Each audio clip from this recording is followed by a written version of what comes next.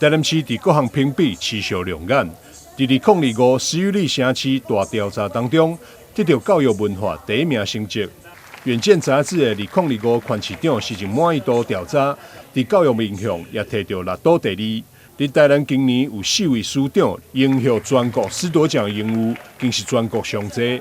陈文才校长的理念是相信每个孩子的可能，创造每个孩子的无限可能。恭喜得奖人！王全兴校长营造出一所学生好、老师好、家长好、行政好、社区好、五告好的一所学校。10分国小刘真林校长的教育理念是天生我材必有用，成就每一位孩子。是安平区西门实小邱新慧老师，郑局长掌声。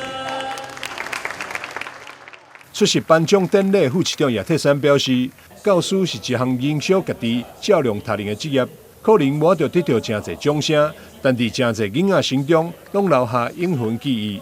当老师真的是一件非常不容易的事情，真的是燃烧自己，照亮别人。或许这句话大家觉得听听没什么，但是如果你去了解每一个资深的老师这一路走来的历程，你会发现说，哇，当一个老师真的是不简单，当一个老师真的是非常的伟大。或许我们在教育生涯的过程当中，我们可能没有那种惊天动地的掌声，但是我们在很多的孩子的生命当中都留下了永恒的这个所谓的记忆。所以我觉得这就是身为一个老师之所以有价值的一个地方。所以今天的表扬不只是一个荣耀，更是众多民众、众多市民对老师们最深的一个感谢。教育局长陈成辉表示，台南市重视教师权益。